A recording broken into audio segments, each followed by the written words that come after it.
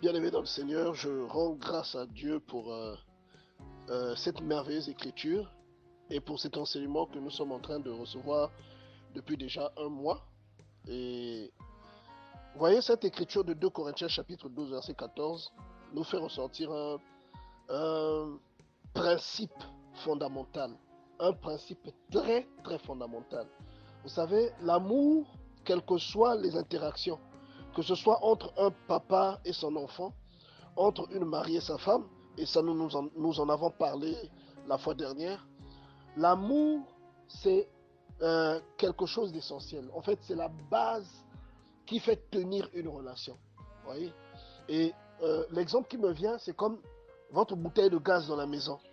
L'amour, c'est le butane qui maintient la flamme sur la gazinière. Vous voyez. S'il n'y a pas de butane, vous n'aurez pas de feu. Et c'est ça l'amour. Et Dieu nous a donné beaucoup d'illustrations parce que le but ultime derrière, c'est que nous allions vers la perfection. Dieu a le rôle du Père et nous avons le rôle de l'enfant. Si nous étions privés de l'amour de Dieu, nous ne serions pas ce que nous sommes aujourd'hui. Vous ne seriez pas qui vous êtes aujourd'hui. Si nous étions privés de l'amour de Dieu, nous n'aurions pas expérimenté les choses positives qui nous ont rendus meilleurs dans la vie. Vous voyez. Et l'autre élément qui me vient à la tête, c'est que euh, l'importance de l'amour, c'est que l'amour lègue quelque chose. Vous voyez, l'amour communique quelque chose. L'amour parle. Vous voyez, bien aimé dans le Seigneur. L'amour que vous allez éprouver pour votre enfant va parler à cet enfant, mais avec une voix inaudible. C'est une voix qu'on n'entend pas. C'est comme l'amour de Dieu vous parle, mais vous n'êtes pas forcément obligé de l'entendre de façon audible, comme dans les films. Mais vous ressentez qu'il vous parle. Donc lorsque vous aimez votre enfant, vous lui communiquez quelque chose. Voyez, vous lui communiquez un héritage par le simple fait que vous l'aimez. Parce qu'on ne peut pas toucher l'amour, mais on peut manifester ce que l'amour produit en nous. Quand vous aimez quelqu'un, vous pouvez manifester cet amour que vous avez pour cette personne. Et l'amour que vous manifestez à votre enfant détermine qui votre enfant deviendra un jour.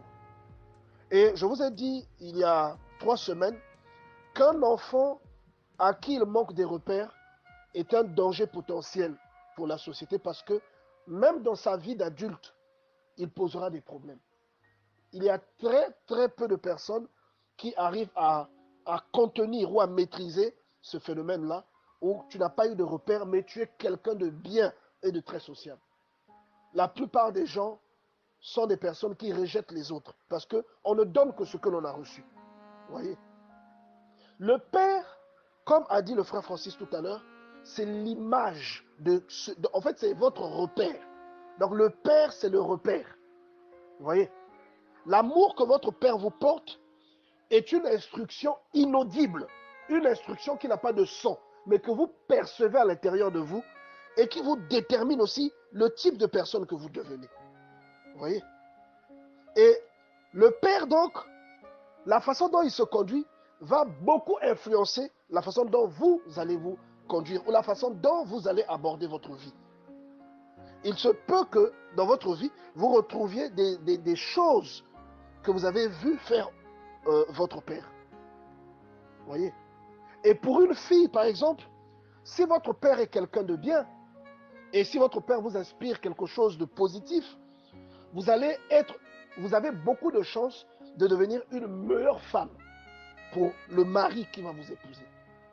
Si votre père vous inculque le respect et l'obéissance à la figure paternelle, lorsque vous irez dans votre foyer, vous n'aurez pas de mal à exercer ça ou à appliquer ça. Parce que c'est quelque chose qui vous a été transmis, ça fait partie de vous.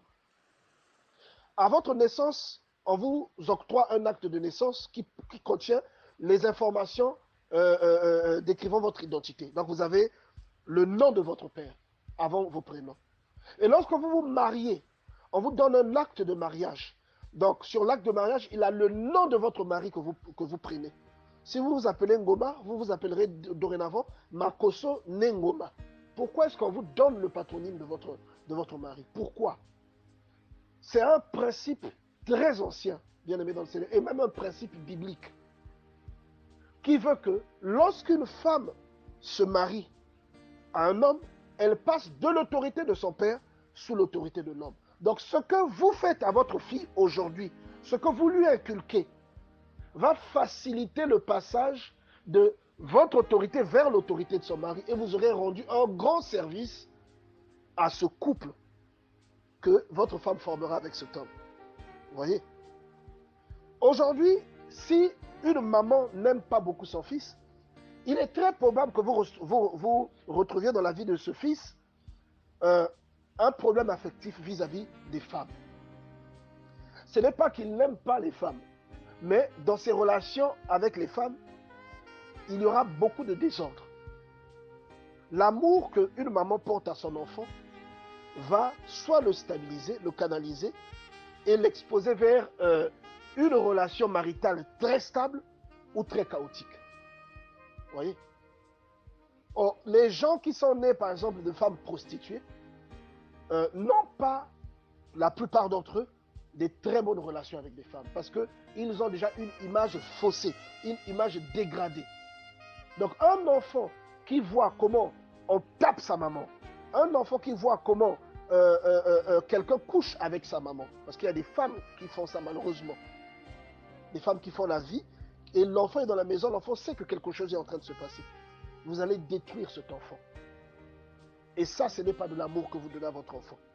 Donc l'amour que vous donnez à votre enfant est un vecteur. L'amour que vous donnez à votre enfant est une instruction qui va déterminer son futur. Un père responsable qui assume son statut de père va de façon implicite instruire son enfant à faire de même, à être un enfant responsable, un enfant qui ne sort pas à tout va, mais qui passe du temps avec sa famille. Et lorsque vous passez du temps, vous prenez le temps d'emmener, comme tout à l'heure on nous l'a expliqué, vos enfants dans des parcs d'attractions, vous passez du temps avec vos enfants, vous construisez quelque chose de solide, ne fût-ce que pour votre relation. Et c'est ce que Dieu fait dans notre vie. Vous voyez? Il y a des péripéties que vous traversez que Dieu laisse volontairement entrer dans votre vie, seulement pour consolider la relation qui existe entre vous et lui. C'est pourquoi montrez à vos enfants que vous les aimez. Montrez à vos enfants l'amour que vous ressentez pour eux.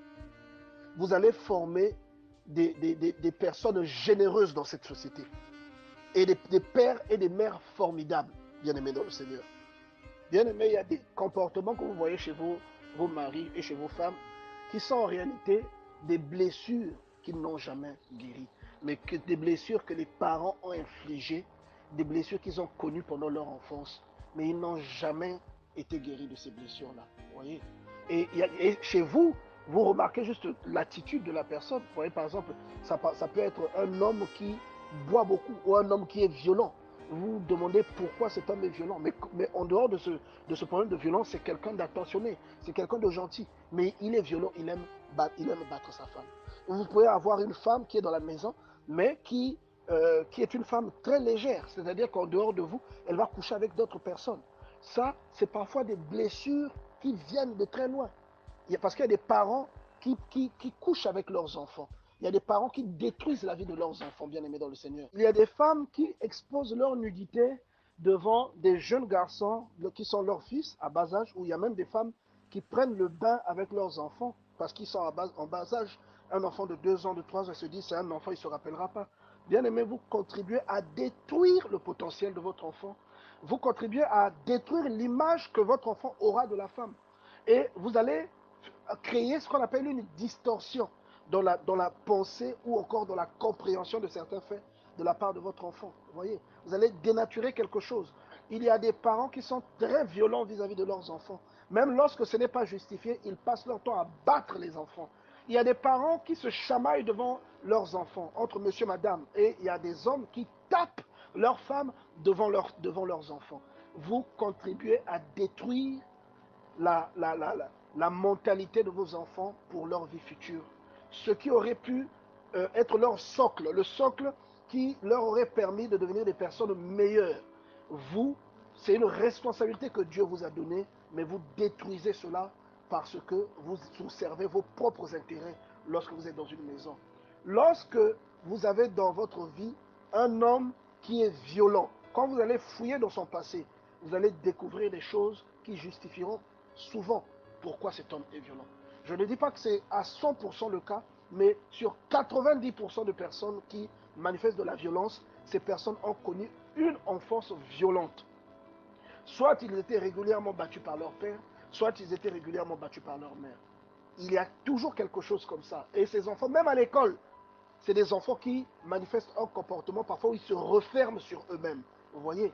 Donc, ce que vous manifestez à vos enfants doit être rempli d'amour. Parce que vous créez des personnes qui sont parfois des êtres humains qui ne vont pas apporter la contribution que Dieu attendait qu'ils apportent dans ce monde, dans cette société. Vous voyez?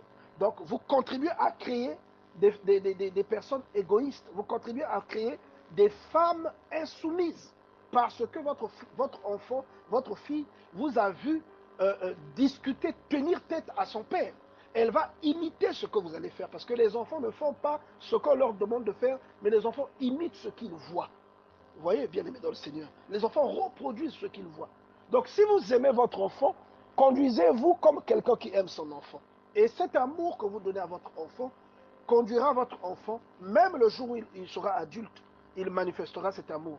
Voilà pourquoi cette parole de Proverbes chapitre 22 verset 6 nous dit: instruis l'enfant selon la voie qu'il doit suivre, et quand il sera vieux, il ne s'en détournera pas. C'est ce qui détermine la vie de l'enfant se produit dans l'enfance. C'est entre 4 et 7 ans que la personnalité d'une personne se dessine. Donc ce que votre enfant va manifester, ou ce que vous, en tant qu'adulte, vous manifestez aujourd'hui, le caractère dominant de la personne que vous êtes a été construit lorsque vous étiez enfant. Vous voyez, bien aimé dans le Seigneur, faites attention à ce à quoi vous exposez vos enfants lorsqu'ils sont encore en bas âge. Faites attention aux paroles auxquelles vous les exposez dans la maison ou à l'extérieur, ou aux personnes auxquelles vous les exposez. Vous les exposez à la nudité, vous les exposez à la violence, vous les exposez à certains programmes ou à certaines séquences immorales à la télévision. Vous êtes en train de détruire quelque chose et de remplacer cette chose par une chose beaucoup plus vile, beaucoup plus négative. Vous voyez? C'est très important de comprendre ces choses, bien aimées dans le Seigneur. Donc il y a quelqu'un qui aujourd'hui souffre parce que sa femme est une femme légère, simplement parce que parfois cette femme a été abusée par un oncle, a été abusée par un parent, par un cousin. Mais elle ne le dit pas parce que souvent les victimes ne parlent pas. Vous voyez? Et il y a des hommes qui, qui deviennent, qui ont des penchants sexuels bizarres parce qu'ils ont parfois été abusés pendant leur enfance. Ce sont des réalités. Donc votre enfant bien aimé dans le Seigneur, vous êtes en quelque sorte le, le formateur principal de votre enfant. Et vous êtes la personne de qui votre enfant apprend en premier, une fois qu'il est introduit dans ce monde. Et ce sera sans surprise que vous allez vous-même comprendre qu'avoir une telle attitude est une façon d'illustrer un manque d'amour. Parce que quelqu'un que l'on aime, on ne l'expose pas à des choses qui détruiront sa vie. La base de la vie en société, c'est la psychologie. Et si les actions que vous posez, et la psychologie d'un enfant est très fragile. Et il y a des choses qui se déterminent au travers des actions devant lesquelles vous confrontez votre enfant. Vous confrontez un enfant qui n'est pas mûr encore, qui a une psychologie qui est en train de se former, et vous le confrontez à de telles choses, vous allez détruire son potentiel. Vous allez le déséquilibrer. Vous voyez, c'est un enfant parfois qui va se faire taper par ses camarades à l'école parce qu'il voit comment vous tapez sa maman. Vous voyez, il vous voit vous chamailler, et c'est un enfant qui aura une vie de couple qui ne sera jamais parfois tranquille. Je ne suis pas en train de dire que toutes les personnes qui ont une vie de couple chaotique sont des personnes qui passent obligatoirement par là. Mais je suis en train de vous faire comprendre qu'en faisant cela, vous exposez vos enfants, vous agrandissez la chance que vos enfants passent par ce genre d'expérience. Vous voyez? Donc faites très attention. Si vous voulez vous chamailler avec votre femme, parce que dans un couple, les difficultés ne manquent pas, allez vous chamailler loin de vos enfants. Vous voulez vous battre, battez-vous loin de leur regard, loin de leur présence. Ne le faites pas devant eux, sinon vous allez détruire quelque chose en eux. Et ça, c'est l'expression d'un manque d'amour ou d'un manque de considération. Quelqu'un peut vous dire qu'il vous aime, qu'il vous considère. mais c'est au travers de ses actions que vous saurez s'il vous considère ou pas. Une personne qui se dit votre ami, mais qui va parler dans votre dos, même si devant vous, il vient dire que non, j'ai parlé, mais tu es toujours mon ami, vous allez dire tu ne m'aimes pas, parce que si tu m'aimais, tu ne ferais pas ça. Vous voyez? Donc, ce que vous manifestez devant vos enfants, c'est quelque chose qui conditionne leur vie future, bien aimé dans le Seigneur. Vous devez aimer vos enfants et le manifester avec votre caractère, le manifester avec ce que vous illustrez devant eux. Vous voyez, passez du temps avec eux. Un père qui est tout le temps absent de la maison, quel genre d'enfant il va former? C'est aussi une façon d'illustrer un manque d'amour. Si tu es tout le temps parti, qu'est-ce que tu vas montrer à ton enfant? Une maman qui trompe le papa de ses enfants devant ses enfants. Vos enfants sont au courant que vous avez des liaisons à l'extérieur. Quel genre de mentalité vous allez bâtir dans la vie de vos enfants? Voyez. Donc, bien aimé dans le Seigneur, les conséquences sont graves. On ne pourra peut-être pas tout développer ici, mais les conséquences sont très graves. Faites très attention à comment vous instruisez vos enfants, à comment vous les élevez et à ce que vous manifestez devant eux. Amen. Et vous voyez bien que c'est une recommandation qui vient de Dieu. Prendre soin des siens. Et comme le frère Francis a su le dire, ce n'est pas seulement payer les études de quelqu'un.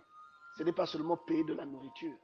Prendre soin a un rapport avec l'affection. C'est une illustration affective. Vous voyez? Ça a un rapport avec l'affection que vous démontrez. Vos enfants ou votre femme n'a pas seulement besoin de votre argent. Votre femme n'a pas seulement besoin de votre argent. Vos enfants n'ont pas seulement besoin de votre argent. Vous voyez? Mais ils ont besoin de votre présence. Tout à l'heure, j'étais en train de parler des hommes qui sont tout le temps absents de leur maison. Un papa qui n'est jamais là, même si vous êtes toujours vivant, vous équivalez à un papa qui est mort. Parce que vous n'avez pas le temps de transmettre à votre enfant les valeurs qu'il doit recevoir. Vous allez le lui transmettre à un âge où il n'est pas réceptif. Parfois, votre enfant est déjà pubère. Et il y a des choses qui sont déjà entrées en lui. Sa personnalité a déjà commencé à se construire. Où étiez-vous, bien-aimés dans le Seigneur? Les gens seront surpris de voir que le fruit est tombé loin de l'arbre. Ils seront surpris de voir que votre enfant n'a pas les mêmes qualités que vous. Et vous mettrez ça sur le compte de votre femme. Vous avez échoué, vous êtes un père démissionnaire. Vous êtes un père irresponsable. Vous n'avez pas été là pour aider votre enfant à grandir. Vous direz, vous lui avez payé des études, vous lui avez payé des jouets. Votre enfant n'a pas besoin de ça. Ce ne sont pas les jouets qui feront ce qui votre enfant deviendra. Et les études seules ne suffisent pas. Il y a des gens qui sont, vous avez déjà entendu parler des savants fous, des gens qui sont très intelligents, mais qui détruisent grâce à leur intelligence. Vous voyez? Donc l'éducation, sans la conscience et sans la morale, est un danger. Et c'est vous, le premier acteur de la morale et de l'éducation de vos enfants. Vous voyez?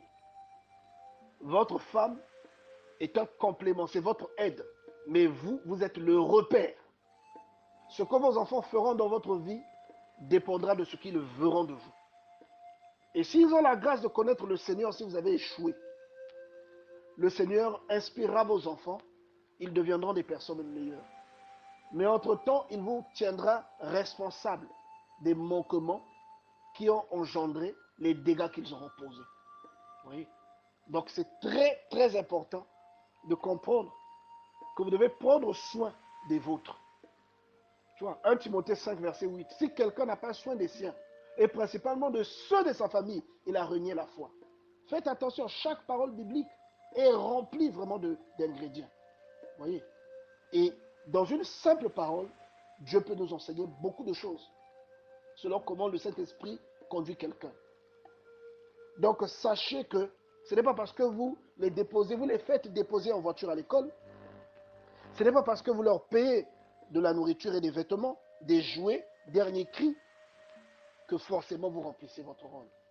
Votre présence est la chose la plus importante dans la vie de vos enfants. Votre présence et votre démonstration affective est la chose la plus importante dans la vie de votre enfant bien-aimé dans le Seigneur.